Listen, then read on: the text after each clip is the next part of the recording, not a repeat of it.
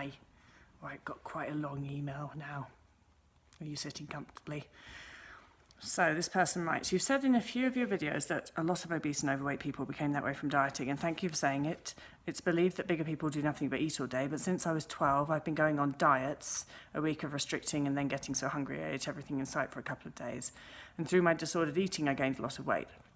About half a year ago, I began purely restricting. My disordered thoughts became a restrictive eating disorder, and I have lost a large amount of weight in this time, but I would still be considered heavy.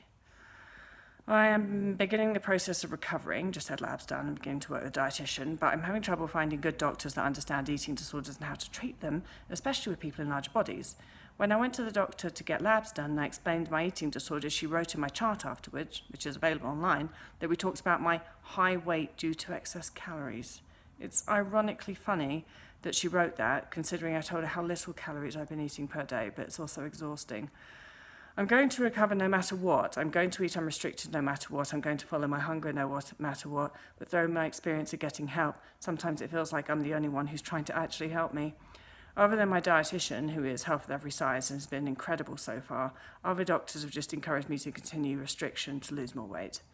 My question, basically, sorry for the long backstory, is what do you do with a treatment team who isn't looking out for your best interests?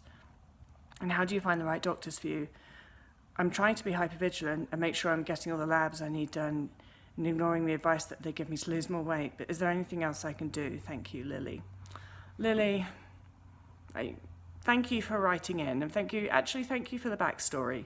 I think that's good for quite a few people to listen to, because it's not a rare thing. What you went through, sadly, is not rare at all.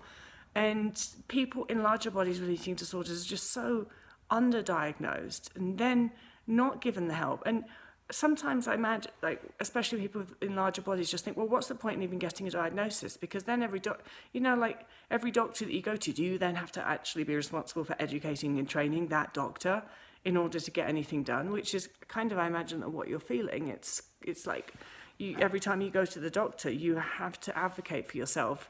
And it shouldn't actually be your job to train your doctor in what an eating disorder is, and train your doctor in the fact that you can you can be in energy deficit at any size, and the fact that you can actually be eating a really small amount of food and be so, yeah.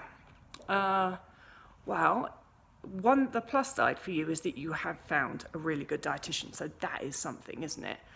And then you got to think about, all right, so I know you're trying to be really vigilant, but you're determined to recover. That is number one thing that's needed for recovery, is you actually being determined to make the change. And you've got this really great dietitian. And if I were you, unless there's stuff that you really need, I would just stick to your dietitian.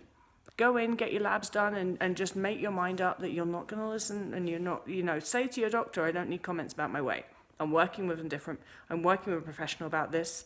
This is not why I'm here to see you. You are the patient. You are able to, you can refuse to be weighed if you like, and maybe you should do that because you're just going in for labs, aren't you? They don't need to check your weight. You always have the right to refuse to be weighed. And you also have the right to say to your doctor, I'm not here to talk about my weight. And you don't have to answer those questions. So because you have to advocate for yourself, and you have to do what you know is the best thing for your recovery. And it sounds like those doctors are kind of triggering for you. And so you've got to protect yourself from that. I think that's the main thing. I'm really, really happy that you've got that health every size dietitian.